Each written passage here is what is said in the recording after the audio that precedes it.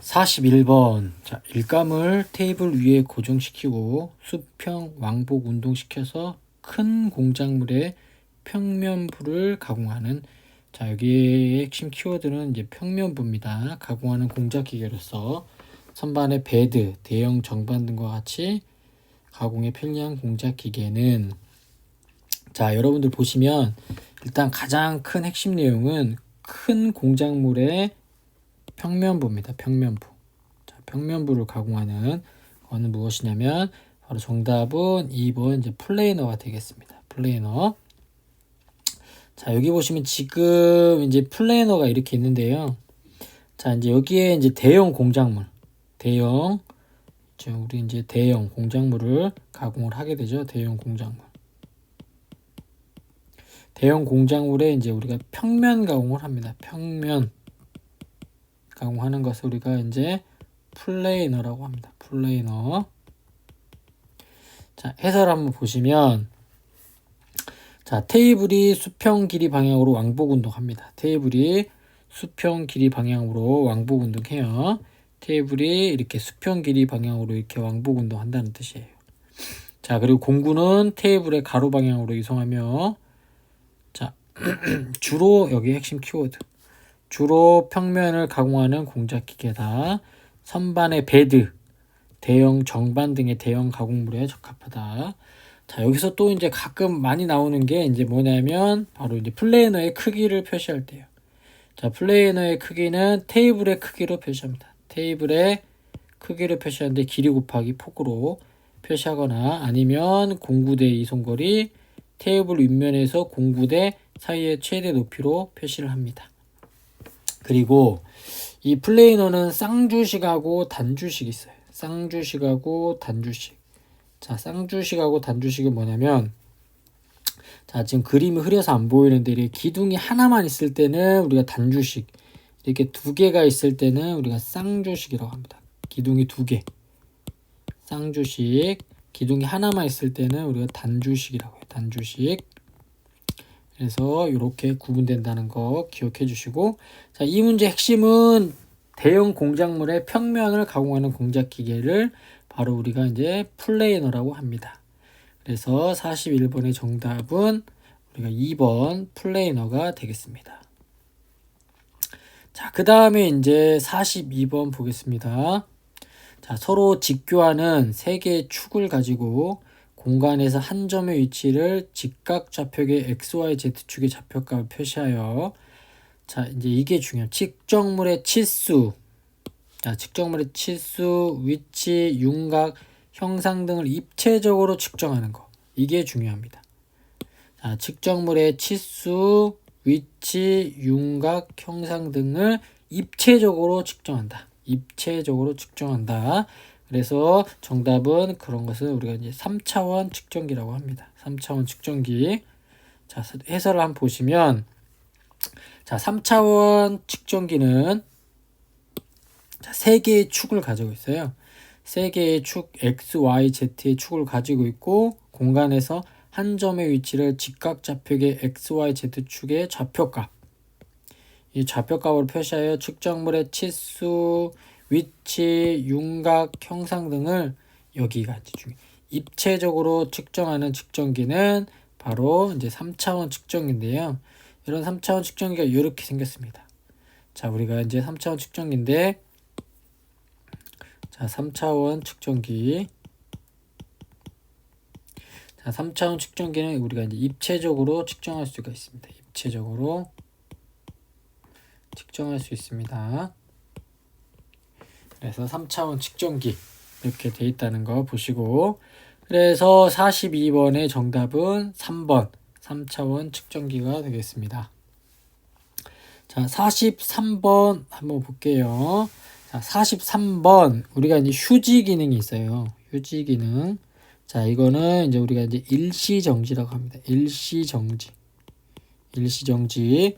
자, 예를 들어 선반에서 우리가 이제 홈 가공을 한다. 홈 가공을 할 때도 우리가 이제 이런 일시정지 기능이 들어가야 돼요. 정지. 그 다음에 이제 밀링에서는 특히 머신링 센터에서 이제 우리 드릴 가공을 해요. 드릴 가공.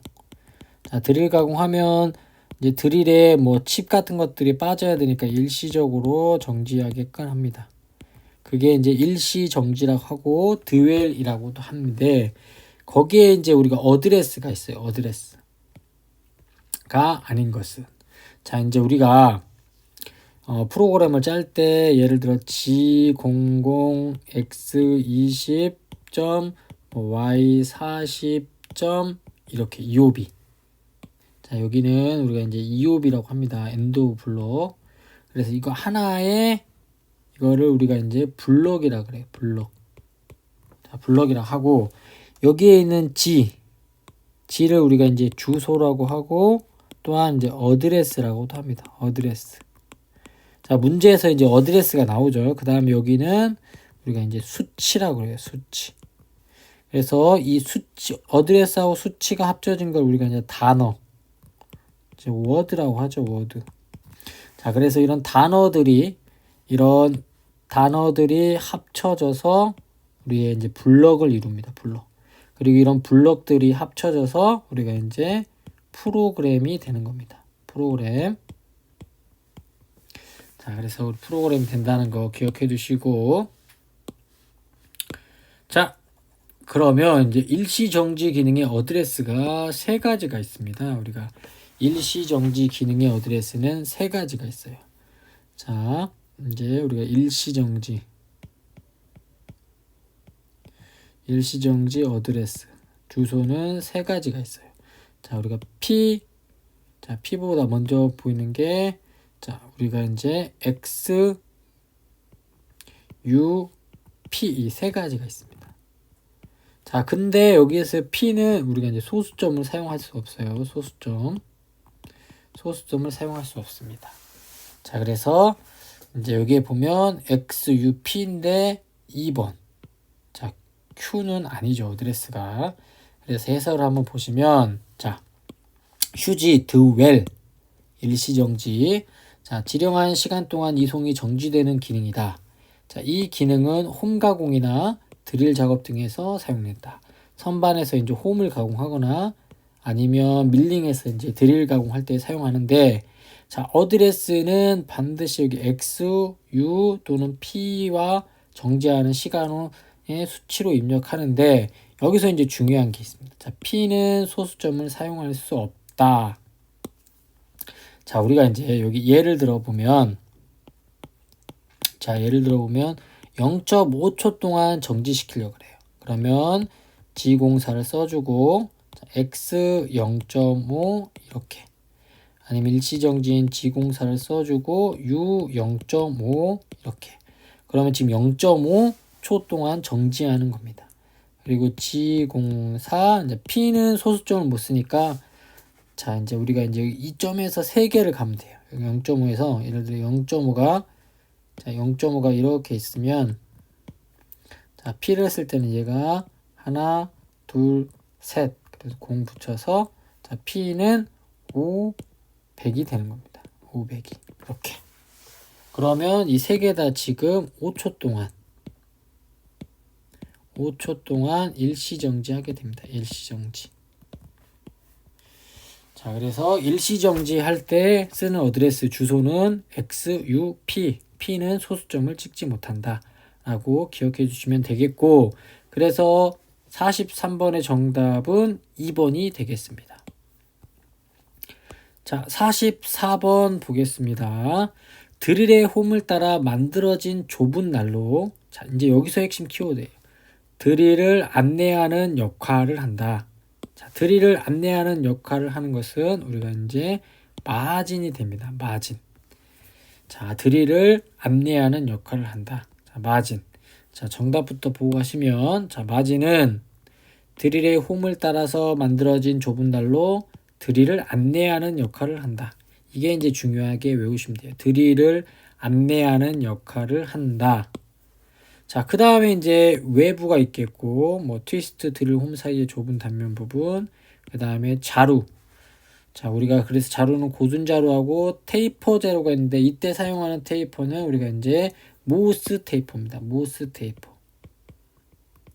자, 모스 테이퍼예요. 모스 테이퍼. 자, 우리가 이제 모스테이퍼니까 모스테이퍼 해주시고, 그 다음에 탱. 그런 거 있습니다. 그래서 여기 보시면 지금 얘는 테이퍼자로 그 뒤에 이제 탱이 있고, 자, 여기 이게 마진입니다. 마진. 드릴 홈을 따라서 드릴을 안내하는 역할을 하는 게 바로 이제 우리가 마진이 되겠습니다. 자, 그래서 44번의 정답은 이제 3번 마진이 되겠습니다. 자, 45번 보겠습니다. 자, 밀링머신에서 깎을 수 없는 것은 없는 기어입니다. 밀링머신에서 깎을 수 없는 기어는, 자, 여기 보시면 뭐 스파이럴, 스퍼기어, 베벨 기어도 밀링에서 깎을 수가 있습니다. 뭐 분할대라든지 이런 걸 이용해서. 근데 지금 여기 보면 이제 하이포워드 기어는 밀링에서 가공할 수가 없습니다. 자, 하이포워드 기어가 어떻게 생겼냐면 여기 보시는 것처럼 이렇게 생겼어요. 자, 이게 하이포워드 기어. 자, 하이포워드 기어입니다. 하이포워드 기어. 자, 얘는 이제 밀링머신에서 가공할 수가 없어요. 밀링머신에서 가공을 할 수가 없습니다. 자, 그래서 여기를 한번 읽어보시면, 자, 기어 가공은 밀링머신에서, 자, 총형 커터를 이용해요. 총형 커터를 이용해요. 기어를 가공하는 방법으로, 자, 호빙머신. 자, 요즘은 이제 이 밀링은 이 호빙머신이 가공합니다. 아니, 기어는, 자, 호빙머신이 나오기 전까지 많이 사용하였으나, 기어 절삭기계에 비하여, 이 기어 절삭기계, 이 호빙머신에 비하여 능률이 떨어지고 정밀도가 떨어져 현재는 많이 사용하지 않는다 라고 기억해 주시면 되겠고, 자, 밀링머신으로는 하이포워드 기어를 가공할 수가 없습니다. 그래서 45번의 정답은 1번이 되겠습니다. 자, 여기서 이제 보시면 46번 전해 연마. 자, 전해 연마의 특징이 아닌 겁니다. 아닌 거. 자, 일단 전해 연마, 전해질에 대해서 연마하면 가공 변질층이 없습니다. 자, 그래서 정답은 1번인데요. 가공 변질층이 없다. 자, 가공 변질층이 없고 평활한 가공면을 얻을 수가 있습니다. 그리고 전해 연마는 가공면에 이제 방향성이 없습니다. 그 다음에 내 부식성이 향상되고 평활한 가공면을 얻을 수가 있어요. 자, 전해 연마는 가공 변질층이 없고 평활한 가공면을 얻을 수가 있습니다. 자, 그럼 이런 전해 연마의 특징에 대해서 한번 보시면, 자, 1번 아까 보셨고, 자, 두 번째, 복잡한 형상의 제품도 전해 연마가 가능하다. 자, 복잡한 현상도 가능합니다. 그 다음에 가공면에 방향성이 없고, 자, 내마모성, 내부식성이 향상되고, 그 다음에 연지루, 알루미늄, 구리 등도 쉽게 광택면을 가공할 수 있다라는 특징이 있습니다. 자, 그래서 46번은 가공 변질층이 없다라는 게 정답이 되겠습니다. 자, 47번이죠. 47번. 자, 다음은, 자, 머신인 센터 가공용 CNC 프로그램에서 G80입니다. G80. 자, 제가 시험에 반드시 나오는 5가지 유형의 문제가 있다고 했습니다. 자, 첫 번째, 안전에 관련된 거. 두 번째, 자, 두 번째는 삼각법, 뭐 정면도나 평면도를 찾는 거고, 자, 세 번째가 바로 V는, 자, 이 공식 꼭 암기해야 돼요. 1000분의 파이 dn. 자, 그 다음에 이제 네 번째가 G코드입니다. 방금처럼 이 G코드.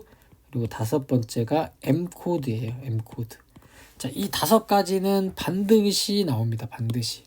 반드시 나오니까 안전, 삼각법, V는 1000분의 파이 dn, G코드, M코드 반드시 나오니까 꼭 기억해 주시기 바랍니다. 자, 그러면 이제 여기 G코드에 대한 걸 물어보는 문제인데요. 47번이. 47번 보시면, 자, 가공용 CNC 프로그램에서 우리가 이제 G80, 자, G80이 있는데, 여기 이제 궁금해 하시는 분이 있는데, N10은 뭐냐면, 우리가 프로그램 전개 번호입니다. 전개 번호. 자, 그리고 G80, G40, G49가 있는데, G80은 일단 정답부터 알려드리면 고정 사이클을 취소하는 겁니다. 예를 들어 황색 사이클인 G72를 이렇게 쓰다가 나중에 이제 얘를 고정 사이클 취소를 해줘야겠죠. 그래서 이제 머신링 센터에서 우리가 취소하는 G코드가 있습니다. 자, 머신링 센터에서 취소하는 G코드 먼저 정답과 같이 G80 고정 사이클 취소, 그 다음에 G40 공구 경보정 취소, 그 다음에 G49 공구 길이 보정 취소. 꼭 기억해 주시면 될 것 같아요. 이거 세 개는 취소예요. 취소. 다음 중 취소와 관련 없는 G코드는 이렇게 해서 문제가 나올 수도 있습니다. 자, 그래서 여기 보시면 이제 G40도 있고 G49도 있죠. 자, 그리고 N10은 프로그램 전개 번호이다 라고 기억해 주시면 되겠고, 그래서 47번의 정답은 2번이 되겠습니다. 고정 사이클 취소 G80. 자, 그리고 공구 경보정 취소 G40, 공구 길이 보정 취소 G49가 되겠습니다. 자, 48번 보겠습니다. 자, 48번 일단 별표해 주시고, 자, 선반에서 V는 1000분의 파이 dn이 있는 것처럼, 자, 우리 이제 밀링에서도 반드시 암기해야 될 공식이 있습니다. 자, F는 FZ 곱하기 Z 곱하기 N. 자, 여기에서 FZ는 뭐냐면 일날당 이송입니다. 일날당 이송. 그 다음에 이제 여기 Z는 뭐냐면 커터의 날수입니다. 커터의 날수. 커터의 날수. 보통 4날짜리냐 아니면 2날짜리냐로 되겠죠. 그 다음에 이제 N은 뭐냐면 우리가 이제 회전수입니다. 회전수. 자, 그러면 자, 여기 보시면 자, 커터의 날수가 14개입니다. 14개. 자, 커터의 날수가 14개면 Z가 14. 자, 지름은 100mm, 한 개의 날 이송량이 0.2mm. 이게 FZ입니다. 자, 최고 회전수가 600. 자, 이게 회전수일 때 테이블 이송 속도는 무엇일까요? 자, 일단 여기 보시면 자, F는 FZ 곱하기 Z 곱하기 N 곱하기 Z니까 0.2, 그 다음에 600, 그 다음에 0.2, 600, 그 다음에 날수가 14개 하면 1680mm 민이 됩니다. 자, 그래서 48번의 정답은 3번이 됩니다. 자, 그런데 이제 여기서 문제가 이제 어떻게 나오냐면 여기에 있는 지금 N을 주어지지 않고, 지금 문제는 N이 600rpm으로 주어졌는데 주어지지 않고 여기를 N으로 대해서 구할 수 있게끔 하는 거예요. 자, N은 파이 D분의 1000V니까 이 D는 놔두고 얘를 줌으로써 이 회전수를 여기다 놓고, 그래서 계산하는 문제들도 가끔 나오니까 꼭 암기해 두시면 되겠습니다. 자, 그래서 48번의 문제는 상당히 많이 나오니까 꼭 암기해 주시고, 48번의 정답은 3번이 되겠습니다. 자, 49번 정면 밀링 커터에서 주로 사용하는 공구 재료로 가장 적합한 것은, 자, 밑에 보면 지금 정면 밀링 커터가 있는데 여기 색깔 있는 거 있죠? 자, 이렇게 색깔 있는 거. 자, 이렇게 색깔 있는 것을 우리가 뭐라고 하냐면 인서트 아니면 우리가 이제 바이트 팁이라고도 합니다. 바이트 팁. 자, 이제 이런 거는 어떻게 만들어졌냐면 뭘로 만들어졌냐면 초경합금으로 만들어져 있습니다. 초경합금으로 만들어져 있는데, 자, 요즘은 이제 사용이 편리하고 공구 간솔 외에 이제 스로 어웨이라고 밀링 커터를 많이 사용하는데, 자, 여기서 이제 모르는 게 나왔죠. 우리가 이제 스루 어웨이 밀링 커터는 뭐냐면, 자, 여기 보면 지금 이제 나사들이 보여요. 나사. 이 나사를 풀러가지고 지금 여기 색칠한 걸 얘를 이제 마멸된 걸 빼내고 다시 새 거를 넣어서 이 볼트로 채워서 고정하는 것을 스루 어웨이 우리 밀링 커터라고 합니다. 밀링 커터. 자, 그래서 자 49번 정면 밀링 커터 주로 사용하는 공부 재료는 초경합금이 되겠습니다. 초경합금. 그래서 49번은 1번이 정답이 되겠습니다. 자, 그 다음에 50번 보겠습니다. 50번. 자, 50번 보는데요. 자, 50번. 자, 수직 밀링 작업 시 기본적으로 가장 많이 사용되며 원주면과 단면에 날이 있는 형태로 지름에 비해 길이가 긴 커터는, 자, 이게 중요합니다. 원주면과 단면에 날이 있는 형태. 원주면과 단면에 날이 있는 형태는 바로 엔드밀이 되겠습니다. 엔드밀. 자, 엔드밀은 가공물의 홈, 그 다음에 좁은 평면, 그 다음에 윤곽 가공, 구멍 가공 등이 사용되고, 자, 이제 메탈소는 뭐냐면 절단 및 홈 가공 시 사용됩니다. 그래서 여러분들 여기 엔드밀을 보시면, 자, 여기 지금 평엔드밀, 볼엔드밀, 코너 알 엔드밀, 라핑 엔드밀, 챔퍼링 커터가 있어요. 자, 근데 이렇게 엔드밀, 즉 보시면 원주면의 단면에 날이 있는 형태입니다. 자, 그 다음에 이제 얘가 메탈소예요. 얘가 메탈소. 메탈소. 자, 메탈소는 이 절단 및 홈 가공 시 사용되는 게 이 메탈소라고 보시면 되겠습니다.